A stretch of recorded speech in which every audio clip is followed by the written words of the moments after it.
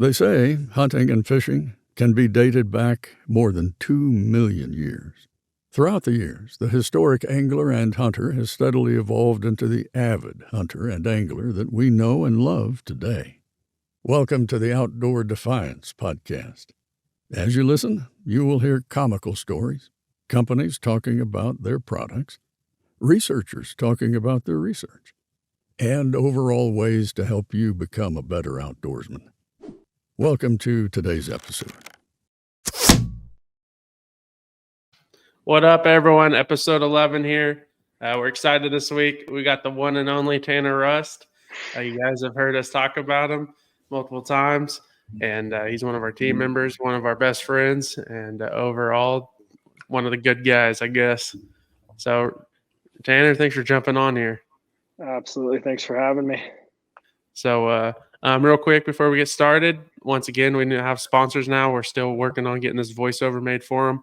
They're kind of covered, or they're kind of blended in with Tanner's shirt. But for JAG Calls, it's OD 2024, and for GritKnives, it's ODX Grit, and that does end April 8th. So take advantage while you can. I'll pop them up at the end, but I'm gonna take them away now. Nope, my mouse is like dying, so it's like crawling up like a caterpillar. So we just went through big game season. We all, I think we all punched a tag. Rusty, did you punch a tag this year? Yeah, I killed that bull. I killed that bull up there. Yeah, with Tucker. Okay, yeah. Yep. I started to say that, and I was like, wait a minute, let's make that up. And, of course, me and Gunner punched our tags back here in Oklahoma. Gunner punched a tag up in Colorado. Yeah, I punched some I punched some Oklahoma tags, too. Oh, yeah? I forgot about that. Came down here and got us some slick hits. That was fun. And then absolutely slayed the catfish. So it was a blast. Yeah.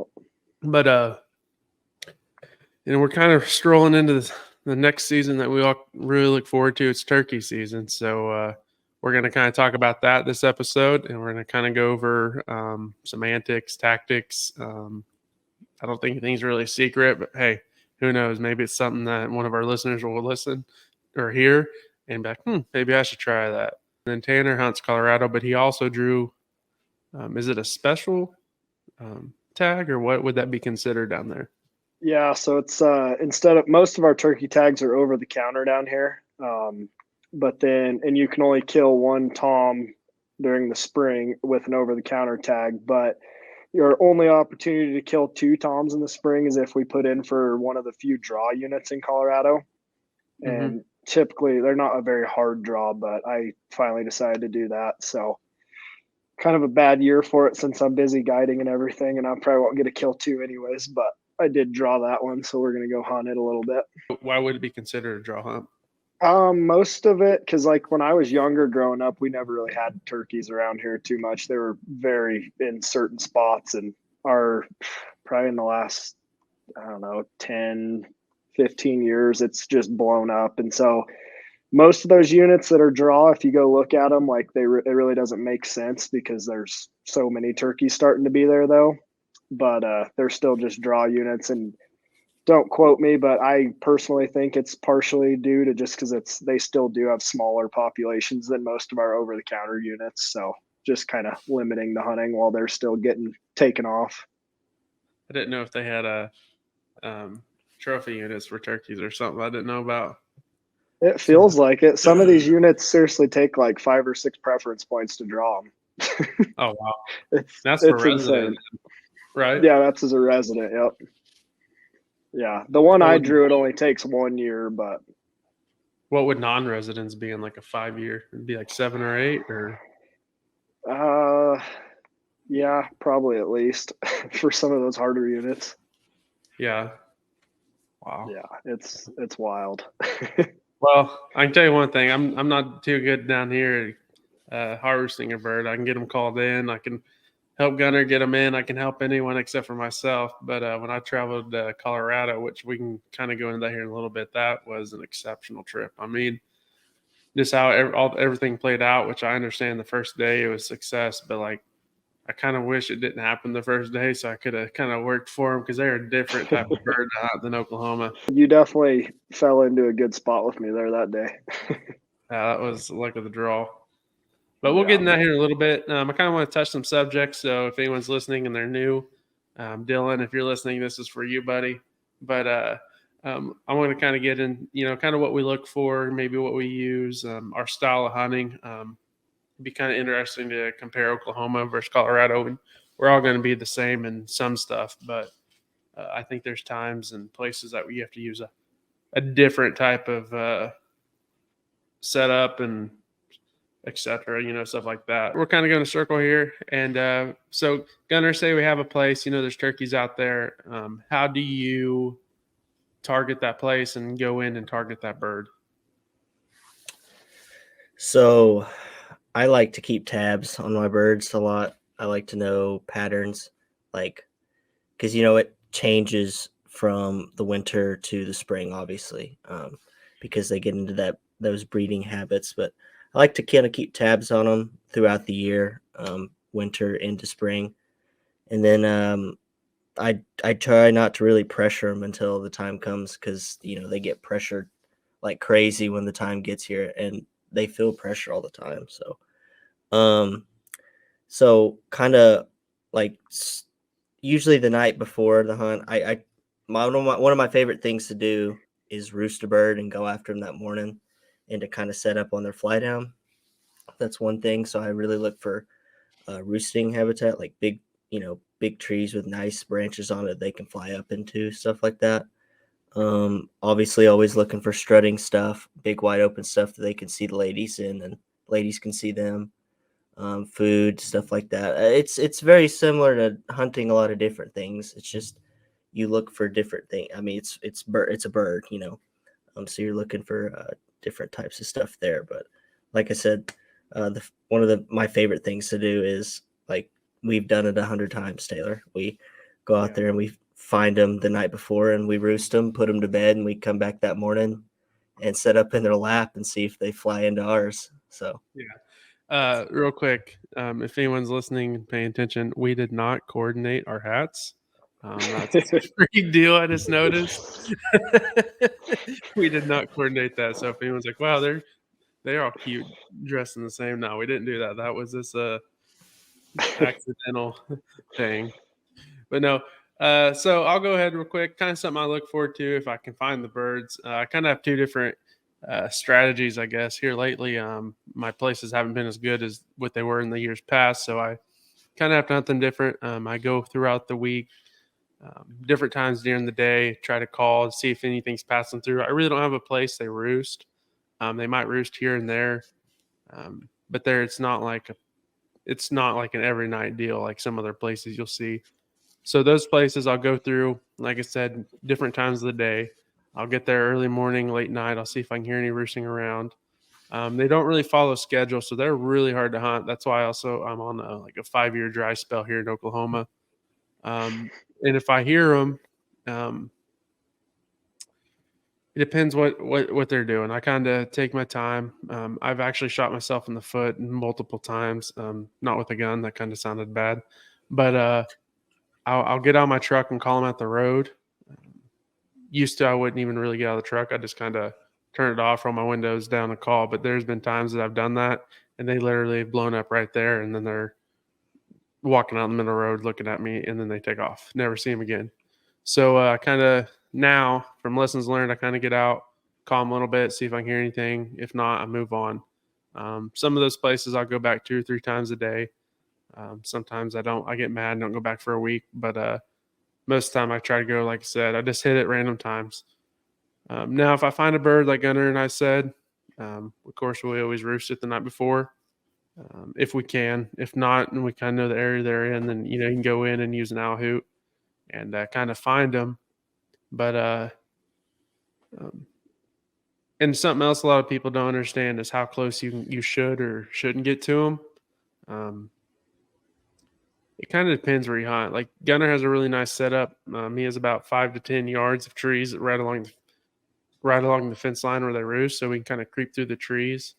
and not make much noise and pretty much get right under them. And we've done that multiple times on accident. Literally walked in, been like, all right, we should be close. They blow up and they're over our head. So don't recommend that. Usually if you can kind of get 100, 200 yards, depending on the situation, it's not a guarantee. We've chased birds all season and know where they roost and haven't harvested them until the last day. So I definitely would recommend, if you know where they roost, hit that early morning. Like, what gunner do we normally go? Like 45 minutes, an hour before shooting light. Yeah, And usually Taylor will crawl out there with, military crawl, stick it in the ground, and I'll be set up, or other way around, and we'll crawl back and be quiet until it gets daylight, and then we hit them. And so that's kind of what we look for and kind of do. I'll kind of let Russ just go into what they do in Colorado. Yeah, so I'll say when I'm looking for a place to hunt them here in Colorado, it's a little different for sure. Obviously, we got the mountains, and typically come early spring, like it's April 1st and just snowed this morning on us. So, I mean, we're going to be, and especially one of the places I'm actually guiding turkey hunts on this year, it's pretty high in elevation. And so, like the way you guys talk about patterning them, we do to an extent, but in my experience down here, those turkeys are constantly following that snow line up. So they might be in one spot for 2, 3, 4 days. And as that snow keeps melting, they're basically acting like elk migrating. So, I mean, they're just going to keep constantly moving. So it's definitely a challenge trying to like really pattern them.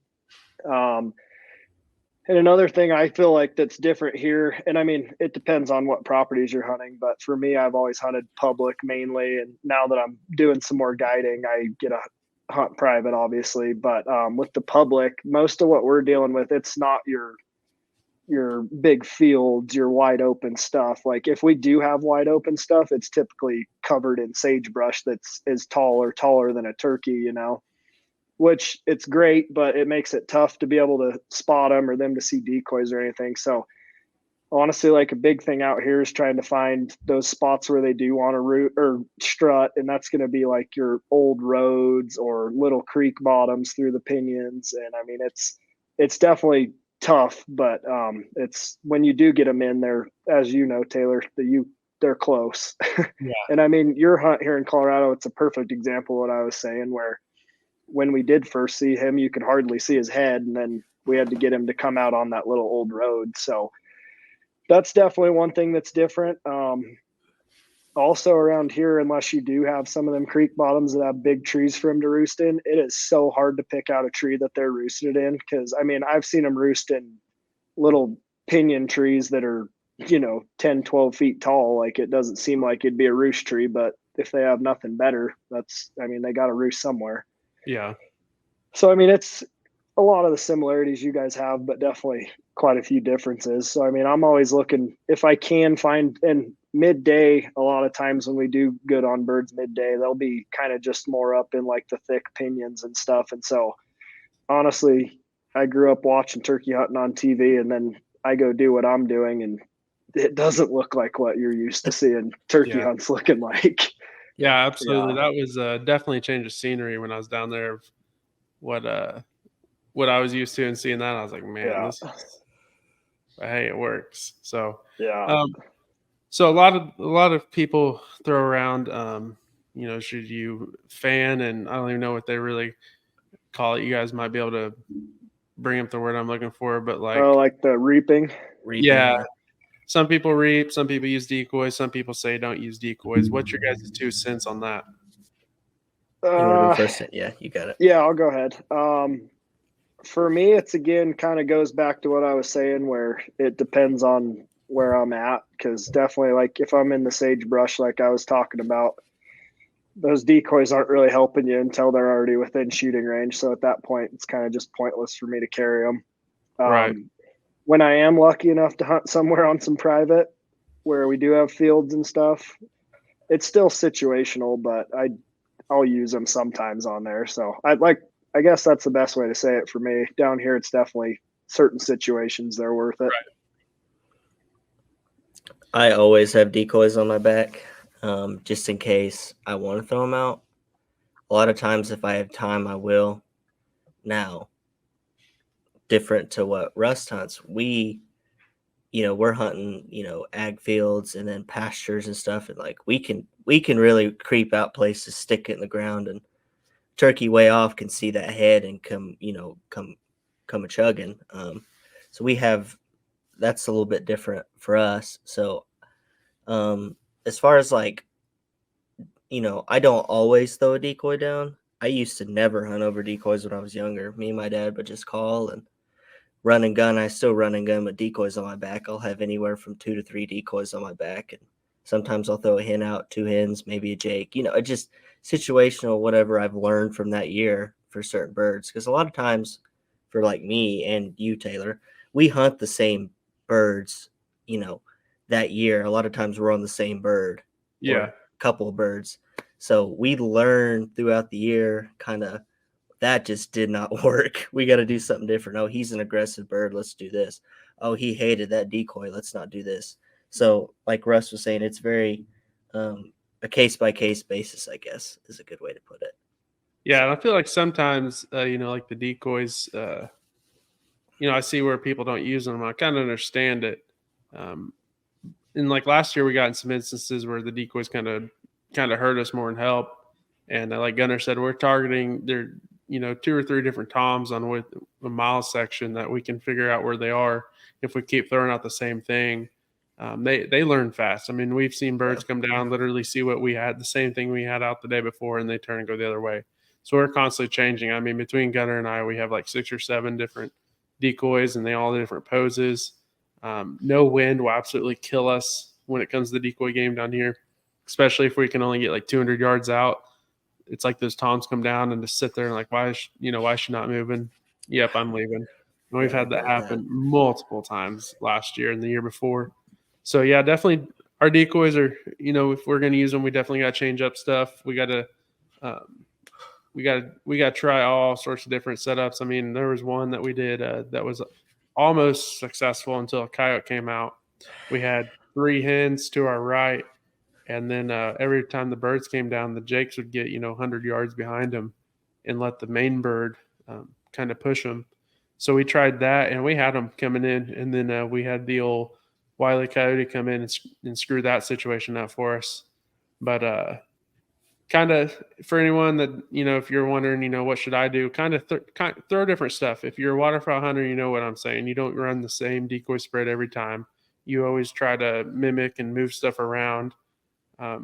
Nothing is ever separated evenly. So if you're running 3 or more decoys, which is quite a bit, that's not a norm. But if you're running 3 or more decoys, definitely don't really spread them out evenly. Just try to make it realistic as you can. Study your birds when you're watching them, or if you get the chance to watch them. If you're in thick timber, I recommend probably not using decoys.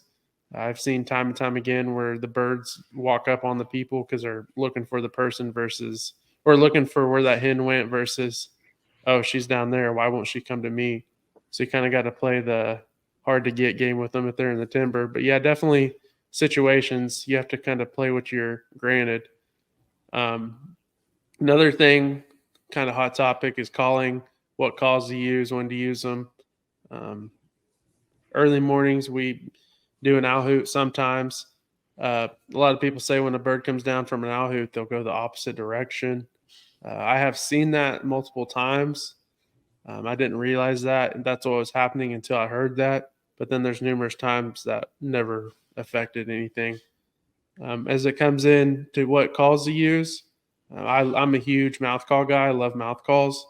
You can do so much with them with little motion.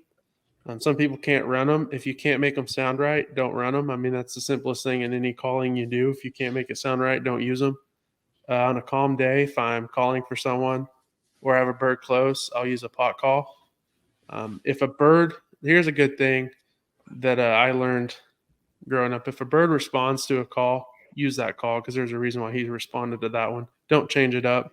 You can add another one, but sometimes more is not always merrier on that situation. But like I said, I like to use a raspy, older hen sounding mouth call. That's my go-to. My backup would be a pot call. Box calls are great in my opinion, on windier days. They carry a little louder, but I usually use them to hear him strike, and then I'll move closer and start with my mouth call just because I'm so confident with the mouth call. Gunner, I know he uses a box call. The box call he has repeatedly worked year after year after year, even when they're close. That being said, kind of Gunner, go over what you kind of use. I wish I could use the mouth calls. I was the kid in high school football that had to cut his mouthpiece all the way Yeah. down because my gag reflex was terrible. So like that's why I just cannot use mouth calls. So I run a box and a slate. I love my box, like Taylor said. It just seems to, when nothing else is working, the box just seems to work. I don't know. But I mean, as far as like what different, types of calling do I do? So if there's hens with them, I like to really listen to how the hens are talking, and I kind of talk back to how they're talking sometimes. And then if I get something to gobble and he doesn't gobble again, I kind of switch it up. I really like to walk down like an old road or something and kind of cut and then yelp and purr a little bit. Just change it up, act like you're moving. If you already have birds coming and you can't move, just biggest thing I say is don't overcall. That's a big one. Yeah, and don't move too fast. Me and Gunner got burned on that situation multiple times where we sit there, the bird isn't answering, and we're like, "Oh heck, he's moved on. Let's try to get closer." And we make a big loop, and then he gobbles where we were. Right So back. definitely stay patient. Be patient. I love to run and gun. I run into that stuff too, as Taylor just said. We both have. We like to just go after birds. And that definitely can work. But like Taylor said, it can definitely bite you in the butt too. So, like, one good thing to do too, if you see a bird coming or if you hear him and he gobbles and he's not responding, you can give him that little stop, that little silent treatment, and it might just, cause that curiosity to go up, and he might just come straight in there. That happened with me and another guy I was with at the OFO hunt. We just kind of stopped calling after he blew up once and didn't respond. And then he just came barreling through there by just walking as fast as he could through there. Perfect. And so it just that little stoppage. We didn't have a decoy out or nothing. Just that stoppage just made him be like, okay, no, I'm not letting you leave. I'm cutting through there. I say just, listen to what other hens are doing. Pay attention. Don't overcall, and change it up. Don't beat a dead horse and just keep doing the same thing, because they catch on. They're smarter than you think they are. I promise. I promise they are. Yeah, no, I'd agree with you guys pretty much on everything. I will say this might not be the case for everybody, but in the last few years, when you were talking, Gunner, about more listening to the hens and sometimes you'll try to mimic them, I swear in the last 5 years, I've had more luck not even paying attention to what the toms are doing, responding to me. And if those toms are with some hens, if I can get that main hen just so mad that I can call her in, I know it's not what everyone wants to think about turkey hunting. Like everyone wants to call the tom in, but if you can get the hen to come, he's going to come right with her. And man, it's been time after time that works for us. I mean, and so other than that, I pretty much agree with you guys on everything. I pretty much strictly run mouth calls. I did have, on what you were saying, Taylor, I did have a couple years ago, me and my brother were out and got a bird going middle of the day, just got off work, and he'd gobble, but he would not come in. Wouldn't come past like 200-yard mark. And I, for whatever reason that day, happened to have a box call on me, which is extremely rare. And I hit that thing a couple times, and it was just like a light switch went off with him, and all of a sudden he was on a string coming into us. And I did what you said not to do and switched back to a mouth call, and he shut down again. And then went back. I noticed it right away, went back to the box call, and again, coming on a string. So it depends on the bird, what they're going to like for sure. But I think that's the biggest thing with calling, like you're saying, is figure out what they like and don't change from it. And they're all going to be different. Yeah. Oh yeah. That's all. We've been in numerous situations, and I can't think of one that was the exact same situation as the other. No. And I mean, I don't know how many birds I've seen or witnessed being harvested or called in. I haven't had, like you guys have seen, that I've carried around since I could start hunting, that I found in a parked semi, a wrecked semi in the middle of a place I could hunt. And I opened the door, and on the top of the pack rat nest was this old hat. And I was like, I'm going to snag that. And I called the guy and, told him later on, or after in the hunt, I said, hey, I found this. I was like, I grabbed it, and I said, but now, I'd like to ask if I could have it. And he's like, yeah, keep that thing. And he's like, I don't even know what you're talking about. So I've kept that thing and drug it around. And last time I checked, I think I was at 30-ish, I think somewhere around there. And that's before I even really hit that was like a year or two in of guiding too that I did. So I'm probably around 40 in that hat, but none of them have been the same. It's always been something we've had to do different, try different. And like, I can't preach hard enough on don't overcall. Don't, especially if you're on public land around Oklahoma. I mean, everyone out there is going to go out there and give them the best 3 or 4, Yelp that everyone goes to. But you don't want to sound like a robot, which, that was kind of mentioned a little bit ago. But I can't stress on that much. If you're just starting, probably go to a box call, probably go to a pot call, one of the two. I mean, on the pot call, you have the glass, you have the slate. You got several different options there. Glass is going to be a little louder. I've never really found a copper that sounds very well, but heck, there's so many calls out there. Maybe there is one I just haven't found. But for me, lately, the JAG Calls, and I'm not saying that just because we're sponsored, but their pot calls are phenomenal. Their mouth calls are phenomenal. But their pot calls have been easy to run. They sound super realistic, but if you're a beginner, you can get on that pot call and you can do a yelp, you can do a purr, you can do anything other than a gobble. Unless someone knows to do that, if you guys know how to do it, send me the video and I'll share that. But definitely, I'd probably go buy a good pot call. So definitely look at some reviews on YouTube. Look up JAG. I would buy a JAG. They're right in the like a great price range, and you're supporting a small business. So definitely check them out. But if you don't order them and you want to go try more out, hit up your local Bass Pro, your local Cabela's, and you'll find something you like there. If you guys haven't yet, go check out our YouTube video. We just put it out. It would be Friday, so this past Friday it was out, released. Go check it out. Watch that. It might give you a little inside look of maybe what to try. With that being said, I kind of want to go over.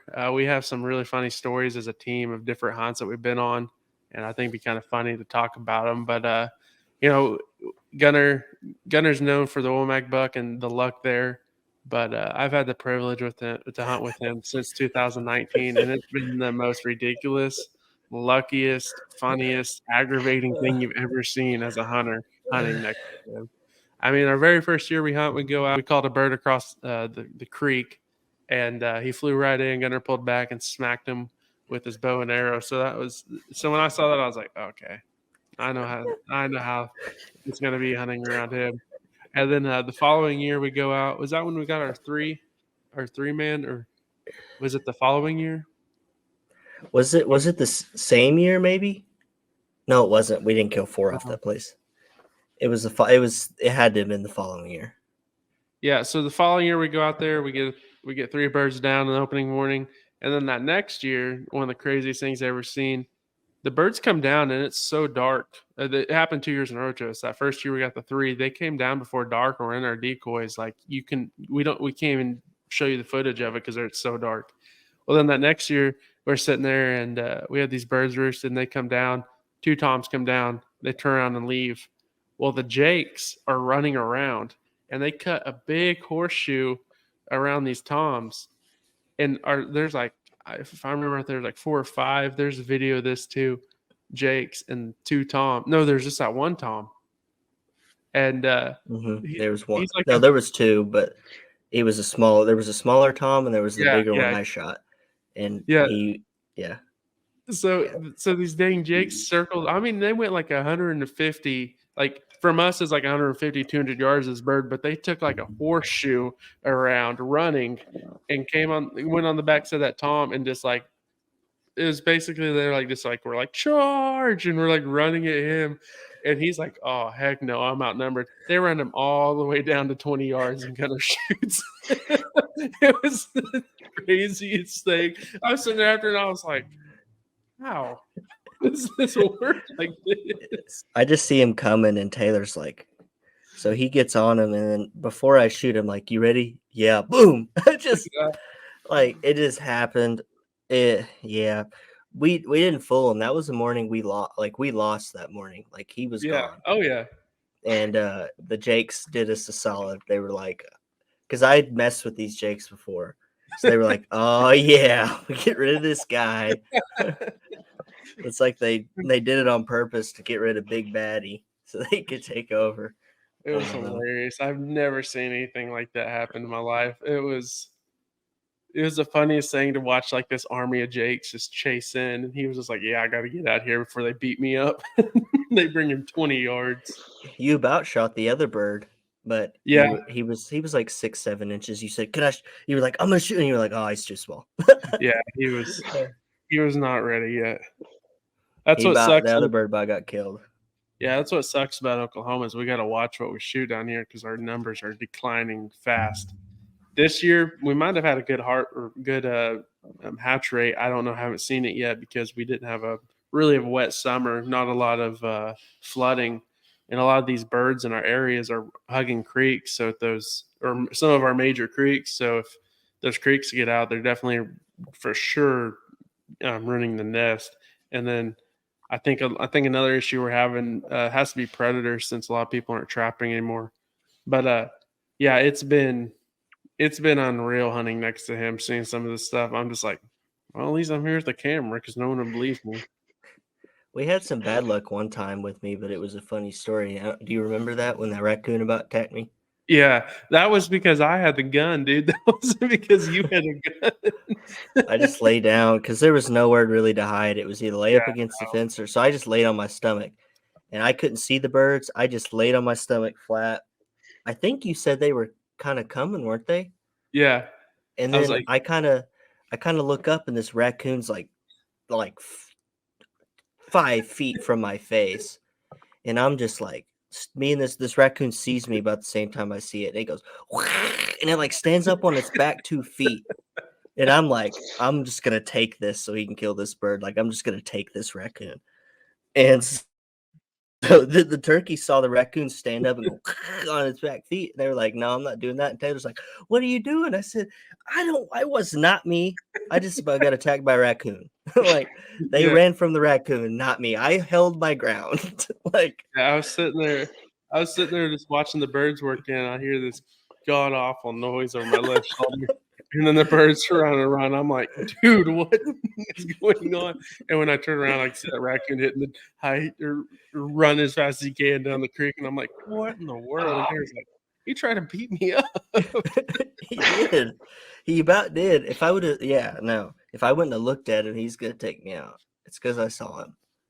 Like, Yeah, we had a rough time at that place that year. That was an unreal.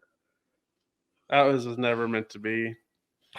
Yeah. And 4 mornings in a row, I think we took 2 shots at him. One of them was a Hail Mary, but I could not get it done. That year, did you got? Was that the year you got a shot at the 2 big No. birds at the bear? Was that a different year? Was it a different year? Wait, when? Remember we went down the dead end road at the bear, and we look over there across the field, and there's 2 just monster birds walking across there. Yeah. And we were like, Yeah, oh my gosh. So we ran over there and we set up on them, and then they, of course, shortchanged us. And they were like, I I thought they were 30, 40 yards, and idiot me in the moment took the shot. But then after the shot, I was like, that was a little too far because they ran. Yeah, I was like 85 yards. So I don't know how I got those 2 mixed up, but they were big. My fiance has got some bad luck. One hunt it'd be up there with you guys on those. We had snuck in. They kind of weren't gobbling this morning. It had just got done raining. It's the last day of season, Jade hadn't been out much. So I take her out and we slip up on this flock. Tried calling them in. They wouldn't do anything. So it was kind of Hail Mary time. And we had a big irrigation ditch in between us and the birds. And so we kind of slipped to the edge of that irrigation ditch. And sure as, 10 minutes later, here they come kind of walking through this opening. And there's probably, if I remember right, there was probably 20, 30 turkeys in this flock. And there was probably 3 or 4 good toms and then a few jakes and a bunch of hens. And I tried telling her that morning to just take my shotgun because we'd been having problems with hers jamming up. Well, she didn't. We had it in the truck, but she decided to take hers. Get right there. These birds walk out at like 30 yards. So I tell her, I'm like, all right, that front one's the best one. Like, pop up and take him. She kind of pops because we couldn't really sit down where we were at because the ditch was too tall. So she stands up, gets right on this bird, pulls the trigger, click. And I'm like, get another one in. Like, they still have no idea we're there. So I'm telling her, jack that one out, get a new one in.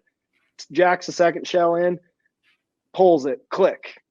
And I'm like, you've got to be kidding me. So I tell her, tries for the third shell, jacks it in, pulls the trigger again, click. By this time, they're kind of getting a little spooky. And so they go in the brush, and I'm sitting there trying to call and fix her gun at the same time. So I'm over there beating on it, get a new shell in. I'm thinking like 4th time's a charm, right? This one's going to work. One tom out of the group, for some reason, turns around, comes back out, pulls the trigger again, click.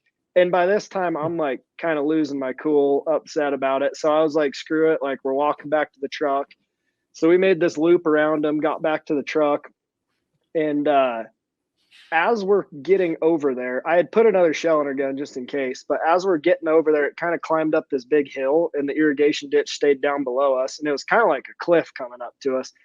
And the turkeys had all kind of spooked that way towards the truck. And so as we get up to the top, I heard some turkeys kind of talking. So I look over the edge and all those turkeys are getting ready to fly across the ditch, or it looked like it. And so I told her, I'm like, just sit down. Like, this might happen, just luckily.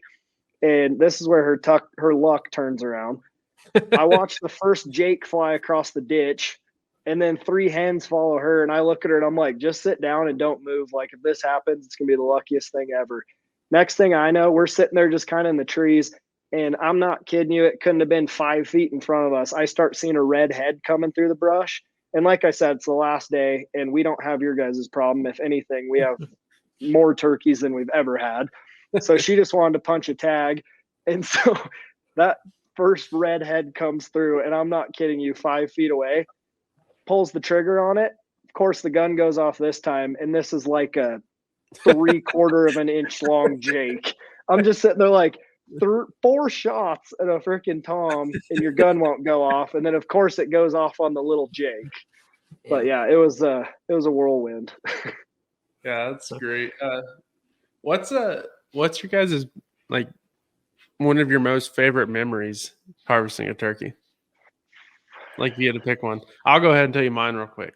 It was the very first time, so probably my 3rd or 4th bird, and me and my buddy were hunting, and we always hunted this place, and every year we flipped on who got to harvest a bird that year at that place. And we had some stellar hunts at this place. It was one of those deals where, like, if we go out in the first 3 days, something's going to happen. And so it was my very first time, like one of my most favorite hunts. We were sitting out there, and just catty corner of this field is another wheat field. So we're hunting a huge wheat field. Catty corner is another wheat field, and they both have like maybe a 5 to 10 yard like tree line that runs kind of all the way around them. And then to kind of get the picture in the head, we're hunting like the creek bottom, like the creek is right behind us with these huge oak trees in them, and they would bounce from there to this other field because it kind of followed the creek too around this bend. And all morning we're sitting out there, and there's probably 20, 30 birds out on this field just chasing each other, fighting, gobbling at everything. An owl would go off, gobble, a crow would go off. On our side, nothing but the desert. There was nothing over there. We're talking like 100 yards from us on this other side. And we're just sitting there like, man, this kind of sucks. Like, what's going on? And usually, we could work one over. And this bird came in, and it was the first time I've ever had one. Like, he was walking in, coming down the fence line. He just got his butt whooped by 3 or 4 birds. I mean, feathers off of him. He was missing a couple feathers off his fan, and we sat there and watched it happen. And this bad boy comes walking in, and he's puffed out. He's like, all right, maybe I can take one on versus, 30. And he comes walking in, and I mean, he sees. So I had a Navy Nex lay down hen with a 3/4 strut bird over her, like they're about to breed. And he comes walking in, and it's one of my first hunts I videoed. If I find it, I'll put a little clip of it on here. And I'm sitting there videoing, and my buddy's like, he's right here. And I can't see him. There's a big cedar tree to my right. He's like, he's right here. He's right here. And through the cedar tree, I can start seeing his fan. That bird turns and sees that decoy. And I mean, he didn't even have time to come from full strut. He just runs full strut all the way out there to that hen. And I hurry and yelped at him real quick to get him stopped, and I shoot him. But it was like the first time I ever had a turkey come running in to attack the decoys. And I mean, I remember after I was like, just shot my first biggest buck, and I was just shaking. That was easily probably one of my top 3 hunts I can remember. I'd have to say probably my favorite turkey hunt. It wasn't even me killing one, but it goes back to just getting someone new into it. We had one of my good buddies from college. At the time, we had this property around us that we actually got to hunt on, and it had a big feed lot and a bunch of stuff going on in it, and kind of one of the few spots where we had some fields to kind of hunt. And I remember that kid wanted to come out hunting with me and my buddy Dallas, and we were like, yeah, let's take him on some public first. Like, he's going to earn this bird. And we hunted, but we had also been being pretty arrogant that, oh, yeah, we'll kill you a bird a day or two. Like, won't be too hard. Take him out on public for a whole day, and we got our butts whooped. Like, couldn't get a bird to gobble in spots that we usually do great. Like, it was terrible. So finally, I remember calling Dallas that night, and I'm like, man, and it was his family's land. And I'm like, we should probably go there in the morning. Like, this is ridiculous. So I talk him into it. We go down there, and like I said, this buddy of mine had never hunted turkeys before. We just recently, like the year before, got him on his first elk, like had never really hunted much. He hunted birds growing up, I guess I should say, just upland birds down in Arizona. But so we get set up that morning, and it's like this place we used to hunt. We always joked around. It sounded like the zoo because like the amount of waterfowl that would come in there in the spring. We'd have elk around us. The turkeys, like I've never seen that many toms in one place gobbling. And like you wouldn't even have to do anything. You just pull up, open your door, and the geese are already honking in the morning. And so the turkeys are just going nuts. And so we get set up. And this bird, dude, is coming in on a string. Like everyone says they won't fly across creeks very often. They won't cross fences, anything like that. This bird did everything he wasn't supposed to do. And this was kind of before I even started like videoing with you guys at all. Like wasn't even a thought in my mind. But I just happened that morning. Because I was sitting kind of behind Dallas and Teal. And I'm like, I'm going to pull my camera out, like my phone out and just video it at least. So I get this bird. He's like at probably 25, 30 yards. And he's just hammering. And why it is like my favorite hunt ever is I can still look back at the video right now, and my buddy Teal is sitting right in front of me, like my camera's over his shoulder. And as he's breathing when this bird's coming in, you can see him just every breath, he's like exhaling, and you can just see him shaking, like, and you can see the barrel of the gun just shaking too. And I just remember I was eating it up, like coolest thing ever. But going back to your first experience, being able to see him kind of beat up a decoy, we never get that here really. And so this one morning, dude, the bird is coming straight at the decoys. Needed to come like another 10 yards to get to the decoys. And I'm like, I'm finally going to get it on video. One beating a decoy up in front of me. Of course, in the video, you can hear Dallas leaned over to him and goes, take him. And I'm like, no, he's 10 yards away from it. Teal drops him. I'm like, you're gotta be kidding me. Like, it was awesome, but disappointing at the same time. So I've got kind of two. One that's really, really funny and one that's kind of funny. So the first one, I didn't even kill the turkey, but Dad's idea worked. And I was so young at the time. I was like, let's do it. We had turkeys out in the middle of this pasture that we used to lease out. And there was a bunch of cattle out there, and there was no way we could get to them, like zero chance. But there was just a bunch out there, and Dad goes, okay, this is what we're going to do. We're going to hang our arms down, walk along the fence line, and act like we're cows.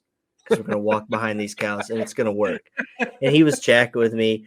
He was really just wanting to come across. So he didn't care if they ran away or not because he was like, okay, we'll cut them off, whatever. If I'm not kidding you, we got across that field and they didn't do anything. You're gonna to have this people out there trying that.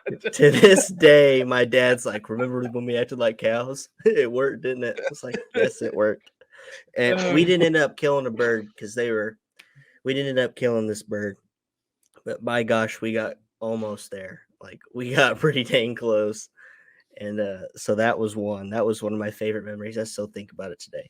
Another one was one of the first birds I killed. The first bird I killed, I shot the bird I shot the wrong bird because Dad thought I was shooting a different bird that was closer, and I shot one that was like 200 yards away. It was during fall gun. So I shot it with a rifle. And Dad's like, how'd you miss that bird? And the bigger bird out there, the Tom, fell. That was one. But this one, it was right there at Tom Jake level. Like it was like 3-ish inch beard, whatever. I shoot this bird. It was like creeping up on a roost. Like we were sitting under the roost. They're about to fly up. I shoot this bird. It flies up in the tree. And this is where my dad started looking at me like I hit this bird hard. Like there's no reason he was up in this tree. And Dad started looking at me and he was looking at the bird and he was dealing with his moral, whatever. He was just sitting there like, this bird's going to die. I want my, my little son, my son to get this bird. And as we're sitting there thinking, it just goes, boom, boom, falls out of the tree. And he's like, well, okay, good. We didn't have to make a decision there. So we took this bird, but yeah, it was hilarious because, my dad was just sitting there like trying to decide whether he's going to teach me how to be a lawbreaker or not that day. Because the bird was going to die. Like there was no way that bird was going to live another day. I smoked him and he's like barely got in the tree. And so Dad was like, he's going to die. Should I do it? And then the bird just fell out of the tree. So we didn't have to think about it. But so we carried the bird off. That was a really funny. Gunner really has an experience in guiding other than like with Operation Freedom Outdoors, but like I'm talking about like the paid trips. And I know, Russ, you've been doing it for what, 2-3 years, somewhere in there. And I did it for 3 or 4 back in high school and early college days. And some of those experiences you have are unreal. And I'm going into that with you really take for granted of what you were taught, because some of these people came in like, yeah, I know how to hunt. And it was unreal. We we were hunting with this it would be the girl's first bird. She's probably 8 or 9 and maybe 10. She was somewhere around there. And early that morning, picture perfect, bird came down 20 yards, totally whiffed. I mean, like the dirt 20 yards or 20 foot in front of the bird was hit, not even the bird. So I was like, she was bawling, and we were kind of doing like, if you get a one opportunity and you miss it, like that's the hunt, because that's not our deal. And then we did that just to protect ourselves, because you could have so many times you keep taking people out, and if they keep missing, then there's a point where they start blaming you for stuff, and we're like, yeah, we're not playing this game, and our prices were kind of cheap for the time. Anyways, so we take this girl out, misses that bird, balls, and I'm very soft-hearted. So I see her crying. I'm like, don't worry, we'll go get another one. And my buddy looks at me and he's like, yeah, I can't take this either. And, like sad. So we go take her another spot. Another bird comes in. They didn't load the gun. So now we're at 2 birds. Balls again. And I'm like, all right. And the dad was like, we can be done, or we can, we need to book another day. Like, you guys are giving us opportunities. Is what and I was like, no. Like, we're going to get our first bird. So we get us another spot. And it's just like Russ said, the first 2 birds were big ones. So 3 birds are walking down the road. And I mean, they're walking like just lined up. And I'm like, oh, no. And I'm sitting there and I'm like, don't shoot. And as soon as the birds barely get out of line, this girl shoots. And I mean, just drills him. And it was an awesome, and talking about getting a kid their first bird, it was an awesome experience. I've done that probably 10, 15 times, getting a kid their first bird, and just that experience and seeing how excited they were. I mean, you can't get that anywhere else. So she goes and gets a bird, and this guy's just like, he's out there just cheering her on and all that, and had his gun, finger on the trigger, up in the air doing this. And I'm like, whoa, whoa, whoa, whoa, hey, hey. And he's like, no, it's unloaded. It's boom. I mean, talk about one of the scariest moments in my life, because that girl was like, if he would have had it anywhere and done that, it would have not turned out. And that day forward, I was like, you have to watch this, as the guide, like I knew you're supposed to, and I was pretty strict, would tell him, finger off the trigger, safety, click it when they're in there, pull the trigger. Well, we're at this other time, same spot, 2 giant birds come working in. I'm videoing this thing, picture perfect. They're in the decoys, pecking them, just fighting them, just strutting around. I mean, I had close-ups. I had the whole 9 yards of what you wanted, what you would want for cinematic video. And I was like telling the guys, like, shoot him, shoot him, shoot him. Like, he just sat there, gun laying in his lap. And finally, the birds just lose interest because nothing's happening. They leave. And I was like, sir, why didn't you shoot him? He goes, they were just too dang far. And I was like, our decoys are 25 yards, right? And he just looked at me and was like, there is no way they're 25 yards. And I was like, and we ranged him. And sure enough, he was like, oh my gosh. Well, like, once again, I was like, hey, we'll take you. We'll find you another bird. And we hunted all day and couldn't get another one. And it turned out great. He came back the next year and we got one. But it was just funny that the inexperience that you get to experience of people, and you're like, holy cow. So Russ, have you ever had any of that happen to you? Honestly, all the turkey hunts I've guided have went pretty smooth. It's been people that were pretty, I mean, this can go both ways, I'm sure, but like up here, I feel like we're one of the few states that when it comes to Merriams, like we actually have purebred Merriams because we don't have anything else to mix with. And so usually with turkey hunters, we get pretty serious guys that are kind of like trying to come finish their Grand Slam and stuff, But on the elk and deer side of things, yeah, it's interesting what you get to see half the time. I'm trying to think of a good one. We do a lot of, with our big game hunts, elk and deer, a lot of it's all horseback. And so that's one thing that, I mean, you get everybody booking it saying, oh yeah, we've rode horseback our whole lives. And so you show up, and not a dig on Texas people, but it seems like it's always the Texas people that are like, oh yeah, we've grown up on horses. And we're like, all right, cool. Someone we don't have to worry about. Couldn't tell you how many times those are the first ones to get bucked off when they're 100 feet from the corral.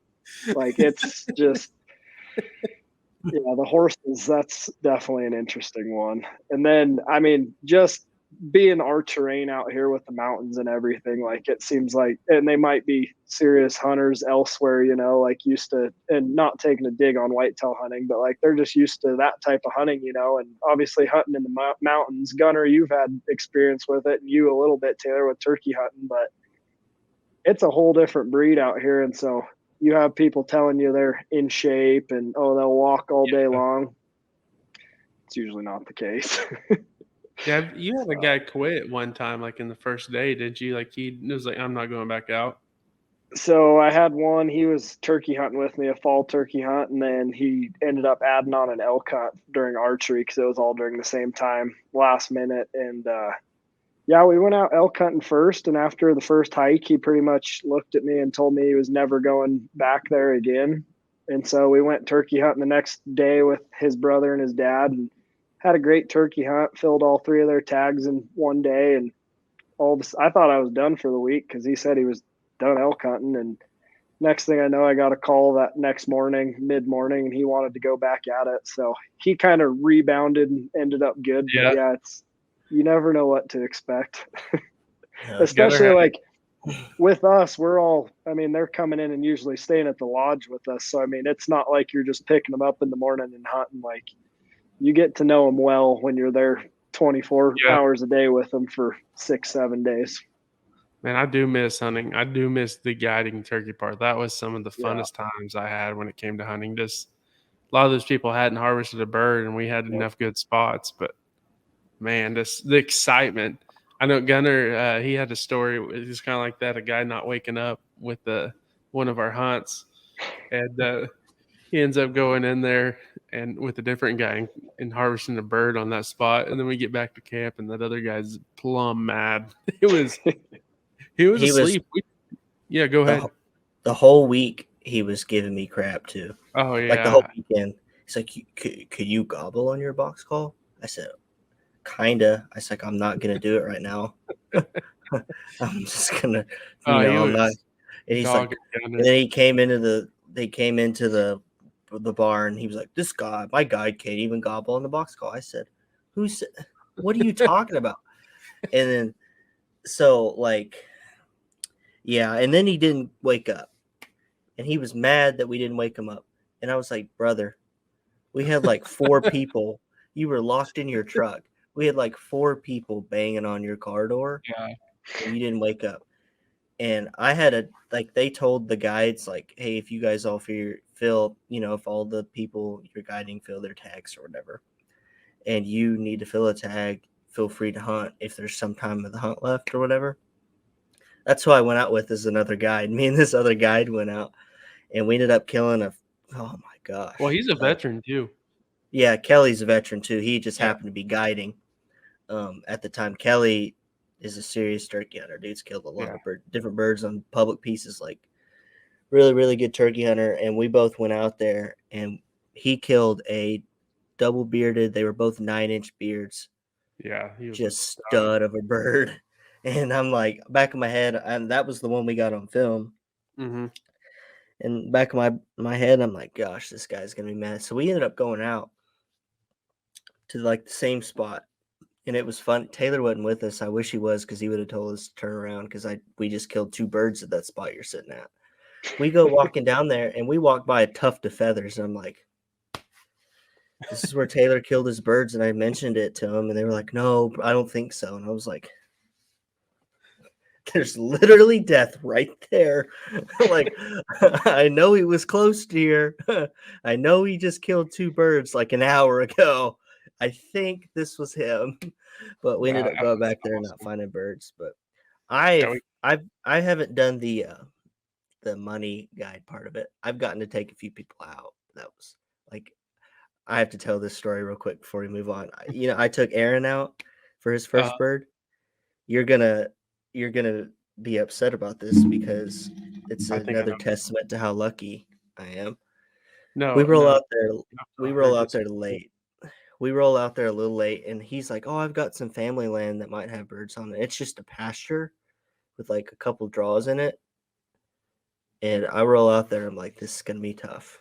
I'm just going to walk through here and try to find birds. There was not any really roosting habitat or anything. Really good strutting areas. They had like bales of hay out. And I'm like, okay, there might be some birds come midday or whatever. Well, we get out there late. First call, I hear a gobble. I'm like, you got to be kidding me. There's a bird here. And then I walk a little bit further down there, and I strike it again. 2 birds go off. I'm like, they're far off, but they moved a little closer. And we go to the very edge of his property, and there's like this little step, and it's we're like 20 yards from his fence line, but that's where the birds were coming from. And it was like this little opening in the cedars where they could just come across there, whatever. And there was a pond across there. And I call again, and they blow up, and I still can't see them, but I know they're right across the pond. And I'm like, okay, sit down, get ready, whatever. And I call again. I hear, foo, foo, foo, foo. I'm like, foo, foo, foo, foo. And they land. They landed right in front of us. And I'm like, and he's like, he's never shot a bird before. And he just had 2 jakes and a hen fly in on him. This hen flew across. It's 2 jakes and a hen just flew in on us. And they're across the fence still. I'm like, okay, wait for him to cross this fence. By gosh, they crossed the fence. Boom, drops him. Birds that day, I didn't even see them. They just flew in on us. Just just like came in like an owl or something, like a hawk, just dove Yeah. in on us. But yeah, We've this has been the second podcast, 2 out of the last 3, that my truck might be getting murked again with hail. So I might have to run out here in a second and go try to put it in the garage this time because it's getting pretty nasty outside. But yeah, no, it's been, there's stories after stories I can tell about being out in the turkey woods, and as never been able to go hunt out of state, I feel like that's like the closest we'll ever get to actually, or I will get until I get to go do it, of actually calling in like a bugling elk. Because I mean, when they're 20, 30 yards on front of you and let loose, I mean, it's just, your hair sticks up on the back of your neck. It's incredible. I'm going to check the radar because I'm going to make sure I'm not losing time. Yeah, we're about to get murdered. I'll be back. You guys talk. Gunner, I'm going to show you. I was going to show you this earlier, but then Taylor started. So this is this new property I'm guiding on this year. yeah. There you go. I bet you're excited, huh? Just in that flock, they're not all strutting in that video, but there was like 9 or 10 different toms in there. Nice. And then literally this was like a quarter mile down the road on the same property. Where is it at? This is just a picture, but there was another like 6 or 7 toms with that flock. Yeah. Dude, it's literally in one morning in 2 flocks, and that property's like 5,000 to 7,000 acres of private, and then there's a bunch of BLM we have permits for too. And so just those 2 flocks I saw that were a tiny portion of that property, I bet there was 18 to 20 different toms in there. I wish I could personally hunt it instead of guiding it, but I guess it's the second best I can get for it. Yeah. Oh, I gotcha. Yeah, it's gonna be wild. It looks like it. Yeah, I've been excited. I've been trying to pick up more land. We've finally got turkeys back on Pawnee, but we've got one tom and like 8 hens, and it's like I'm not killing that tom when I've got other birds. I just can't. Not there. See, and it's crazy because I swear everywhere I go, like the last couple of years, it's like I keep finding birds in places that I never thought there was any way they would live. Yeah. Like out in some serious desert stuff where I'm like, why is a turkey living out here? Yeah. It's weird. It's good though. Dad's about to put he's about to put up a 18 target 3D range at the house, and he's going to put in a target range in the shop that I'm excited about the target range in the shop because I'm going to shoot a trad bow this year. Gotcha. Heck yeah. Or I'm going to attempt to. I think we're going to try to go to McAllister and hunt with our traditionals, but nice. Yeah, I'm definitely I'm gonna try to at least get a doe this year with a traditional. So yeah, that'll be cool. That works. Heck yeah. Yeah. Hey, you look a little damp there, Taylor.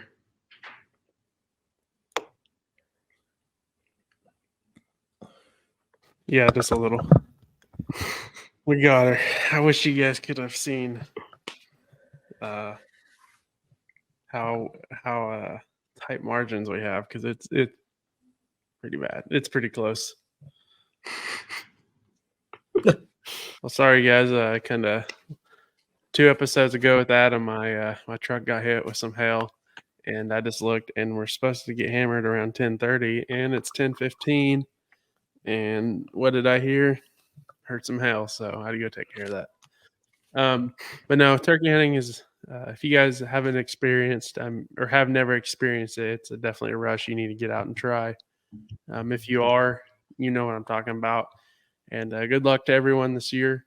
Hope you guys fill a tag. I think I might be going on year 6 or 7 without one, but we'll see. Maybe luck will be in my pocket. But Gage swears there's a bunch over by you. I have them on camera, but so we'll see. We'll see what happens. But Yeah, definitely get out there and enjoy it. Another thing you guys, I'm looking forward to doing, I'm already am doing is fishing. And that's another thing I think it'd be kind of fun to talk about for a little bit between us because we all three have different ways and they all work. But I'm a big cat fisherman, I guess you could say. I just kind of started.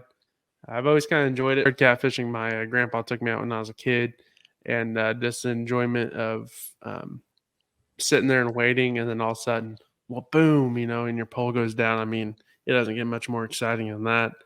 But so I do a lot of cat fishing. I chase hybrids, sand bass, crappie. I'll bass fish here and there, but that's more of a time to get out and hang out with the friends and go hit some ponds up in my eyes.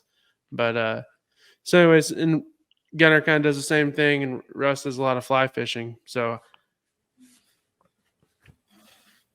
dude, can you guys hear this lightning in the background? I can't. It's pretty intense. You got good hearing. You can hear lightning. Yeah. Well, it must be close or something. But no. Anyway, so let's kind of go around, talk about what we do and kind of what we chase during the summer, during the slow time when it's not hunting season. But I kind of talk about what I did again, or what's your favorite thing to target during fishing? Even before I started fly fishing, I loved to trout fish. Like even before I learned how to fly fish with you guys, that was my favorite time of year. Every year was going to Colorado for that week and catching trout. That's probably my favorite. It still is. Even more now than it was because it feels so technical now. Like it's like you catch something on the fly rod, you're like, man, I did something. I don't know. That's just how I feel. Kind of like archery hunting. Yeah. Work a little more. Especially when you get out, in those bigger rivers and you're fishing fish that are seeing stuff and stuff like that, which my favorite thing to fish for are the brookies up in the high streams. That's by far not even close. That's my favorite. It's getting on a bunch of brookies and like the native cutthroats and stuff like that. So that's my favorite. Don't get me wrong. I love to slam a big old brown, nice rainbow every once in a while. Love me some of that good stuff. But by far my favorite's going up high and fishing for those brook trout. I like to fish all kinds of different things too. Like I'll catfish, crappie, bass, all that good stuff. I like to noodle. But definitely my favorite is trout. So it's funny hearing you guys talk about the trout in Colorado because I live here and I honestly wish we had more crappie lakes because that's probably one of my favorite. yeah. Obviously, it is. We got one lake and they're talking about draining it and getting rid of them, so that makes me want to cry at night. But obviously, I've grown up trout fishing. I've had a fly rod in my hand since I was pretty much in diapers. I got my start in fly fishing. My grandpa had us doing it at a young age, and we actually had some ponds that were gravel pit ponds right off the side of the river that were public access, and we'd go in there and catch obviously my hands at that time were smaller, but I know they were way bigger than my hands, these bluegill we were catching, and that's pretty much where we learned. And then obviously the creek I took you guys on one of those first years, buttermilk. That was. I like how you're saying creek. I'm enjoying this. You're actually saying it. That right, one bro. slipped. I can't believe I said you've that. said it 3 or 4 times. But anyway, now I'm going to say it the other way. You know it. But anyways, definitely learning up there. It's, as you guys know, it's tight, and so you learn how to fly fish pretty quick. Otherwise, you're going to be stuck in a tree all day. So, but yeah, that, and I don't know. Even though I wish we had more crappie. Definitely, like Gunner said, the brookies. We do a lot of backpacking into high country lakes, and if you can catch those at ice off, some of the brookies we've caught. I mean, we haven't broke the state record, but we've been, not now that it changed again, but the old record when it was around 5.5 pounds, we definitely got close a few times. So it's a blast. What's the record now? It got broken. I don't remember if it was this last summer or the summer before, but it actually got broken twice, and it had been standing for like 30 some years. and it was at like 5.5. And from the same lake within a week, it got broken twice. Like I said, either last summer or the summer before. So Yeah. it's at like almost a little under 8 pounds now. Wow. It's a Yeah. giant. It's a stud. Huge. They get that really big orange belly on them, right? When they get that big. Yeah. Yeah, they do. Kind of depends on. It's more when they're like spawning and stuff. Those big males will get super colorful, but yeah. Wow, I couldn't imagine catching one that big. I've only caught a half-pound one, maybe, is my biggest. Yeah, no, that's typical for fishing anything but lakes. Yeah. You hit those high country lakes, that's when you can start catching some monsters for sure. I'll say God took his time when he painted those things. Those brook trout get very pretty. They definitely are. Yeah. Hey, you can't leave out the catfishing. You had a pretty good time Oh down no, here. I do. I don't get to do it often, but it was a blast. That was a whole different world. We had a great time. Yeah. You come up here and do a little bit of spoon billing. I want to do that bad. Yeah, you need to come up. Yeah, that's what. That I just started getting into more because I've gotten to go on these trips or whatever, and then I went with Taylor.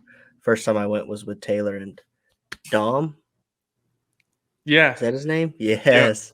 Yeah, I went with them because we used to go to Call Dam and just throw a grub or something or a spoon and catch fish all morning, stripers, hybrids, stuff like that. And then later in the morning, we'd roll down there with the big rods and try to snag, and you'd see Dom over there going, whoosh, whoosh.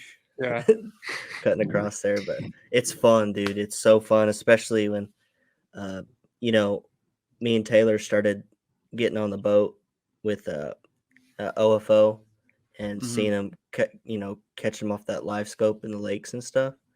And that's intense and fun. And I think Taylor's getting pretty close to being able to do that kind of stuff, I think. Yeah. I'm just a life scope away from it. But no, I'll give it to those guys. Like, I'm kind of up with electronics and pretty tech savvy and can figure out, pretty fast on electronics.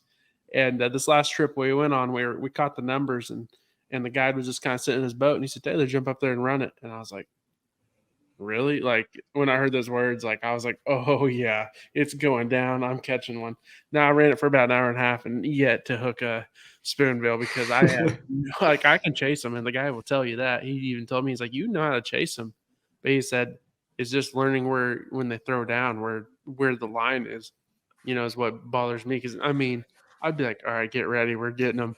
And I'd be like, all right, or I'd say yank. And they'd be like, and the hook would come up, but the fish would just keep swimming. I'm like, there is no way. I had to be, I thought I was on him, and there was 3 times I was like, you kind of do it at times. In front of the boat's 12 and it's 1, 2, 3. And then usually you don't really go past 3. You might hit 3:30 or 4, I guess. I doubt it. And then it comes back over here and it's like 10, 11 and back to 12. So you're kind of looking at this 180 right here. And, and I was being funny at, the guy's always like, like 130, 115, kind of goes up like, 15-minute increments. And I'd be like 12:32, just trying to be funny at the guys. And there's a couple times I'd be like, one, get it to 1 right now. And they'd throw it and it'd just be a little off what I was saying 1 was and be more like, like 12:30. And you're trying to, the fish are swimming, so you're trying to get in front of them. So there was 2 times that I was like 1, and they throw it a little closer to noon, and it'd go down and just pop them on the head, and they would take off. And I was like, man, but I ran that thing for an hour and a half combined and could not get it. It was it's definitely an artwork behind that thing. So it's funny because you hear all these people like, oh, that makes it so easy. Nah. It was not. I had a 12-inch, 15-inch screen in front of my face, and it did not make it easy. But no, you definitely need to try that, Russ, sometime. Come down here because that's the fight. I love to go, but it's like one of those deals. You go 2 or 3 times and you get your fix in. It's kind of like me in bass fishing. I go 2 or 3 times and hammer them, and I'm like, yeah, I'm good for the year. Now let's chase the fish that get a little bit bigger. No offense to bass fishermen, but 6-pound fish are just not it for me. So 6-pound fish and 4 of them in a day. I don't like it. Do you Do you do any rod and reel fishing down in Colorado, or do you just really kind of stay with fly fishing? If you want to consider ice fishing, rod and reel, that's True. about Yeah, the I didn't think extent that of it. You'd probably laugh though, because my ice fishing rods all look as close as you can get to a fly rod. Yeah. Yeah, I've always wanted to catch some hybrid or something like that on topwater up here. I think that would be an intense battle. Oh yeah, no, So, dude. Even like if you want to go back to fly fishing, just like if you can, the few little bass ponds we do have around here. When I was a kid, we'd go down and throw like some topwater stuff with a fly rod, and getting a bass on a fly rod on the surface like that, that's a whole different game for sure. They just fight different than a trout. what's so crazy to me is when we come up there and we catch the whitefish. I mean, their mouth is like, for the listeners, I can't show you, I guess, but their mouth, like, it'd be hard for them to fit a pea in their mouth. Okay. And you're sitting out there and the water's rushing, and they are accurate enough to come up and hit your little fly and you hook them in the mouth. I'm telling you, I'm like still just mind blown. I'm like, how are they so accurate? Like, it's unreal. Like, it doesn't make sense, because then you pull a big one in and it's just like I said, the size, the mouth is like the size of a pea, and you're like, how in the world are you that accurate? That's what I still like. Every time I catch one, I'm like, how? You should see some days when we get them to start hitting hoppers that are like a big old fly on the surface, and you're like, that should not have went in that fish's mouth. Yeah, it looks like it's like choking when you bring it in because the fly is so big. God, I love to fly fish. I want to go more, and I've told Gunner that like, we got to start going more, because it's that. There's just, I don't know, there's just something to it that makes it so addicting. You know my address. Yeah. So you guys do a lot of raft fishing down there, and that's that's something that a lot of people that don't get to do. And I've done it once or twice. I know once for sure. And that's a different experience too. I mean, yeah, I always see these people that don't really know how to fly fish, and they go pay for a guided fly fishing trip on a raft with a guide. And I don't know how people do that, because even fly fishing my whole life, we kind of, I guess, slept on the whole rafting deal. Because when I was a kid, like, you'd occasionally see a guide coming down the river on a raft, but it just wasn't that normal. And now it's like they're everywhere. And so it was until it was probably only like 5 or 6 years ago I bought my first raft. It was actually one of your guys' first trips down. I was trying to buy it in time for you guys, and somehow the email went to my spam folder. And so the guy said yes to me buying it, and I didn't buy it until 2 days after you guys left because I missed the email. Yeah. But yeah, we got into that. And like I was saying, with people going on a raft, like, it's fun, but if you don't know what you're doing fly fishing, that just adds a whole nother challenge to it. It's just, I mean, you can, as the person rowing a boat, or like if you're guiding, like, you can try to hold the boat back and slow it down, but it's not like sitting on the bank and getting to cast at the same hole 20 times. Occasionally you can anchor up and fish a hole for a while, but you're flying past them. So like, your casting's got to be pinpoint, and you probably are going to get 1, maybe 2 on a slower stretch, like 2 casts at a hole, and that's it. So you either make it count or it's gone. And then, I mean, obviously you're whipping your fly around and you got 2 other people in the boat with you. So if you don't know how to cast, you're in risk of snagging somebody pretty easily. Well, it's not even the casting; it's the guy in the back of the boat too, doing if not more work than the guy trying to cast. I mean, I remember watching you, and I'm like, dude, I don't know how your arms are not just rubber right now, because you get me back there for about 5 minutes, you're gonna have to take back over, because I could not row for that long. Yeah. Well, and then go ahead. You know how it is when you're the one that owns a boat. Well, both of you do. You're the one that gets stuck there. You think you're going to get to fish a lot, and it doesn't happen. I think the first year I owned my boat, that summer, I was going like 2, 3, 4 days a week after work, trying to get on the water as much as I could. And it was like, at that time, my brothers didn't know how to row. My friends didn't know how to row. So it was like, oh, let's go fishing on the raft. And then I'd get there and be like, really, I'm just going to row for all day long. Yeah. Like, I swear I didn't touch a fly rod that summer. Yeah. It's still fun. Before you own a boat, it's like, you're like, man, a kayak will do, and Then you buy a boat, and they don't make a boat big enough for the amount of friends that come out of nowhere when you have a boat. I mean, it's unreal. Yep. I got people I didn't even talk to. Like, you have a boat now? You want to go fish? I'm like, Oh yeah. pay for my gas. I will. $4.30 a gallon. You know? It's like duck season. Yeah. Yeah, Oh, yeah. you got a pond? Yeah. You got geese? Yeah. I heard you had that field. Yeah. You got People decoys? see a couple pictures and you're everyone's best friend all of a sudden. Yeah. I know. I've been hunting down a big bite on a catfish, and I cannot get it done. So it's just not made to be. I can get up there to that 15, 16, but after that, I cannot break it. You'll So break it. yeah, this summer, that's why I'm gonna hit hard. You have a better chance in the fall for that because there's they kind of all group up together. So maybe it might take this fall, but I'm gonna break it. It's gonna happen on rod and reel. Like I can do it on jugs and noodling, of course, but man, this rod and reel game is different when it comes to catfishing. You better quit complaining about 15-pound fish because that's huge up here in Colorado.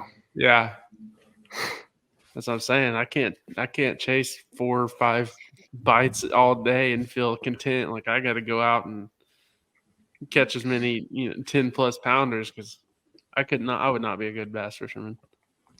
I get so mad at myself. Like not the sport itself. Like I give it to those guys and I watch it and I keep up with them. But like personally, like I've gone out and I'm just like, what did I do not to catch one? I mean, I threw a worm. You throw them the whole buffet in there, and you're telling me I didn't go past a fish all day. Like it just eats at my mind so freaking bad. I'm like, what did I do? What did I do? What did I need to do?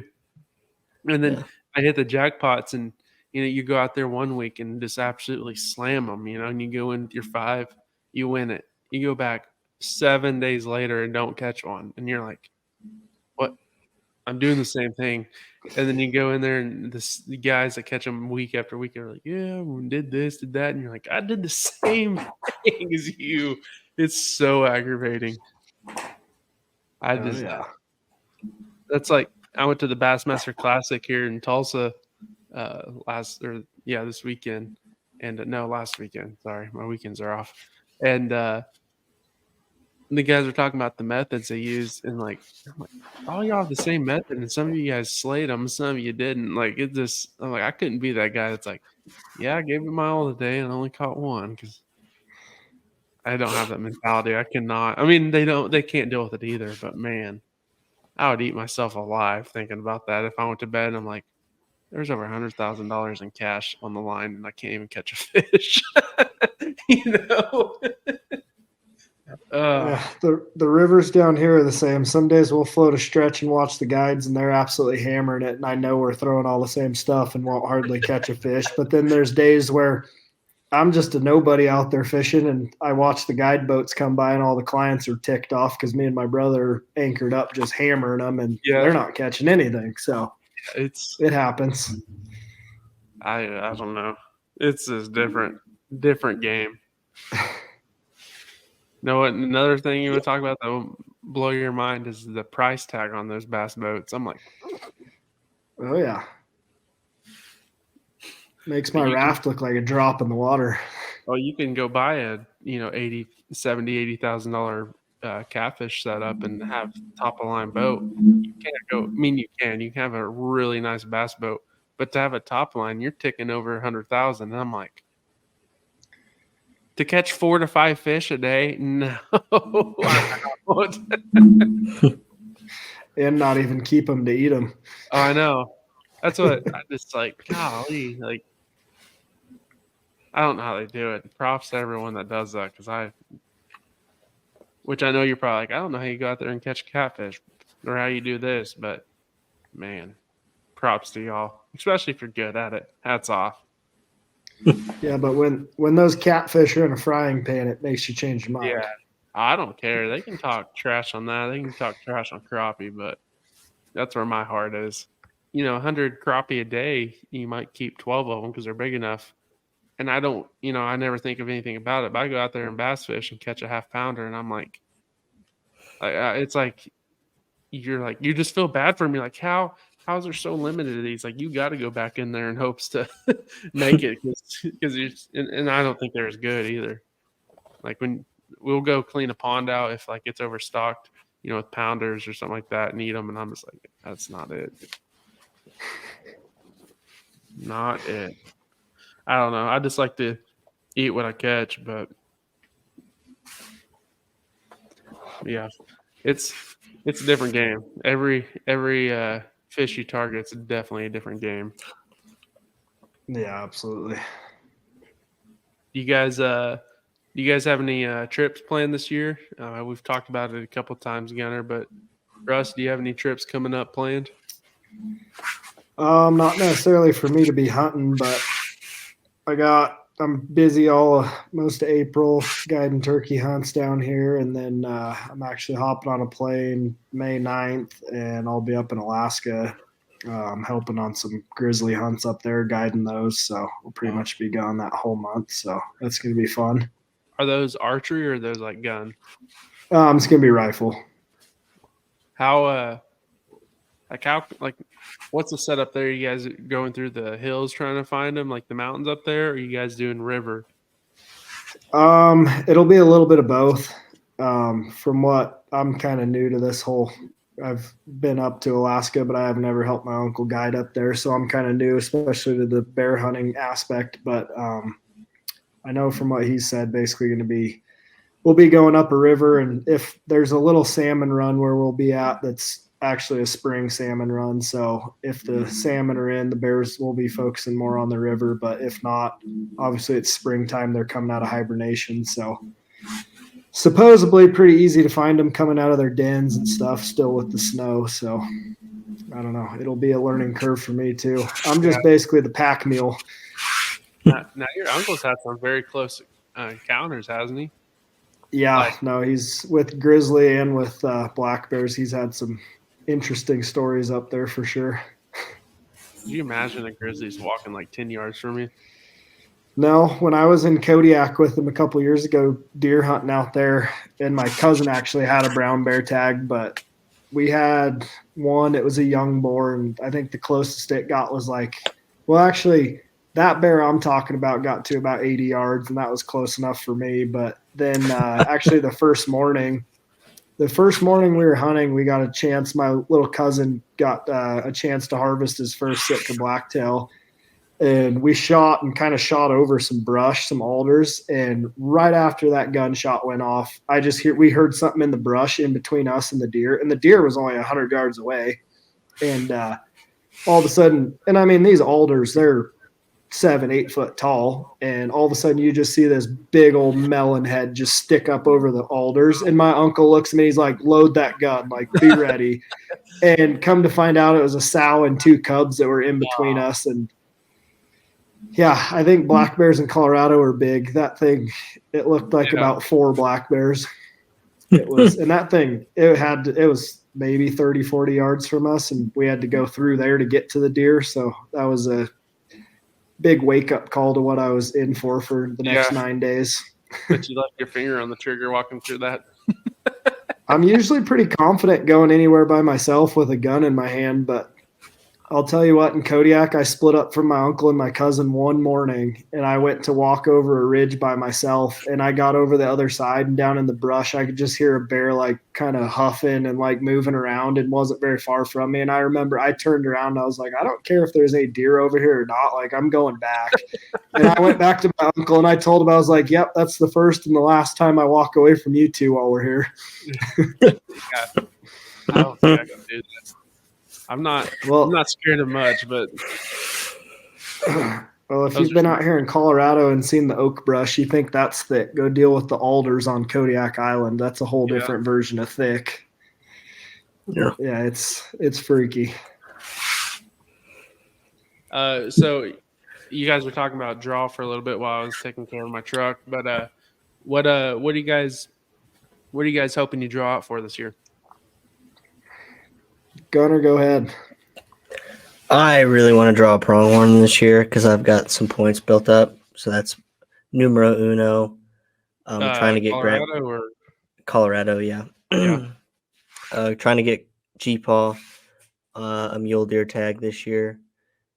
And if he ends up drawing a tag where we can go over the counter elk, we'll do that probably. But yeah, I really want to draw a pronghorn tag pretty bad. So that's number one. I really want to draw Kansas too. I want to go to Kansas. So yeah, that's also on the list. But I think those are the only two I'm going to put in for this year. Montana was due today, but I didn't end up doing it. So me neither. So yeah, I haven't put in. I got to put in for Colorado before tomorrow at 8, right? Yeah. Well, 8:00 my time, not yours. Yeah, I was about to say, by the time you guys watch this, it's already late. So sorry if you didn't put in. But yeah, I'm hoping to. I don't think I'll draw, but I'm gonna go somewhere this year. I don't know where. I know us and HA are talking about going somewhere next year, but I don't know. I'm hoping one of y'all draw and I can get to go video or go hang out because I'm biting at the bit to go. But I'm gonna be guiding. I got hunts you can video every week. Yeah, I know that'd be fun. Just get away for a little bit and do that. That'd be a blast. Yeah, I'm really hoping. I'm hoping in the next couple of years I can draw a good mule deer tag somewhere. I don't know. Mule deer are so fascinating. I mean, I love whitetail, but I think the next step in line is a mule deer. They're fun. Yeah, they definitely are. I mean, I went after in Nebraska, but they got the plague and left that state apparently because we saw 20 does with 2 spikes. We almost killed a nice one, but it was the last day. We focused there. We really hit right on the edge of public and private hard, and we found out late what was going on. And we were in deer that towards the end of that trip every day because we just hugged that line, and they'd go bed on the public or the private, and they'd come eat on the public is what they were doing. Yeah, that's what I mean. We watched my bug jump off from private to public and then shot him probably 200 yards in, which is a whitetail, but I gave up on the mule deer that trip. That was the toughest. Oh, we had fun. Trip. Yeah, we had fun. We me and Kyle went up before Gunner and Gage and Newell did, and me and that was what I really liked about that trip. We both had me and Kyle had a set of plans, and you guys had a set of plans, and just to see that they both almost worked out was cool to see because our move was move until we find the deer, and then we found the deer. We found 20 does, mule deer does with 2 spikes in them, and I was like, nah, and we spent 3 days walking up to them and getting 400 yards out and be sitting there staring at them side of the hill where they couldn't see us. And that lead doe be 400 yards out to take off. And I was like, yeah, this ain't it, Kyle. We got to move. We got muzzleloaders, dude. We got to get out here. And we moved. We saw a lot of deer. He missed a little spike. I had a doe so close. We're day 4, and I was like, Kyle, if I see a doe, I'm shooting her. I'm at the point I'm not letting anything go by me anymore. And we're going through this park, and it's the only deer we saw from the road. And I'm like, Kyle, dude, stop. They're 200 yards off. I can get one. And so we stop. We pull up, stop. We make a plan. We go down this little ravine, top it, and there they are. They were so close. I had my power on 8 power, and that muzzleloader scope pull up, and I saw brown. I pulled the trigger. Looked down and they're all running. I smoked the cedar tree. I just saw brown. I thought I was on her. I was like, yeah, that looks like her, and that has to be a good shot. And it was like a now or never moment. But then it was the next day I shot that buck. So, but yeah, I don't think there's anything promising besides Kansas this year of being able to draw out. Yeah. Did you put in for Wyoming, Russ? We're kind of talking. I don't think we're gonna this year. We're all just gonna be too busy. I don't even know. I might have missed the draw. I don't remember when theirs is, but yeah, I couldn't tell you, dude. This is all new to me. I think the pronghorn's later. I think it is. I don't know. I don't think it's closed yet, but no, I think we're gonna wait one more year. I'm pretty much I was telling Gunner earlier, I'm kind of just in the trying to rebuild stage. I kind of blew all my points a couple years ago, so Yeah. just going to be guiding and probably pick up an over-the-counter bull tag at some point and try to go fill the freezer, but that's about it. Unless I get lucky on the leftover list, and then I'm going to have to make my boss mad and take some time off. Yeah. I'm going to get up there. I'm going to get there. Thank you, Russ, for getting on. It's been great. We've been wanting to do this, and hopefully eventually in the future, every 10 or 15, we'd like to get the whole team on and talk about stuff because, it's fun to talk. Me and Gunnar talk. It's fun to get guests on here, but you can carry some conversations on the people that you've been around for a long time, and we have plenty of stories to keep everyone listening. So, thanks for getting on this last minute, and we'll see you guys episode 12. And don't forget, before we leave, I got to do this. Let me pull it up. Boom. There's the codes again. If you guys looking for an awesome knife, it's ODX Grit, and that ends April 8th. Take advantage of that. I have their knives. We've all ran them for about a year. It's been great. Their calls, all of us have killed birds behind their calls, or on JAG calls, not Grit. You guys will be really upset if you're on Grit looking for turkey calls. But definitely look up JAG Calls if you guys want good sounding turkey calls. We've been running for 2 to 3 years, and like I said, we will not let someone sponsor us unless we truly believe in them. And so, anyways, with that said, you guys, thanks for listening.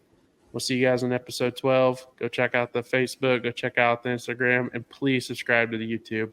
Until then, deuces. This is Team OD.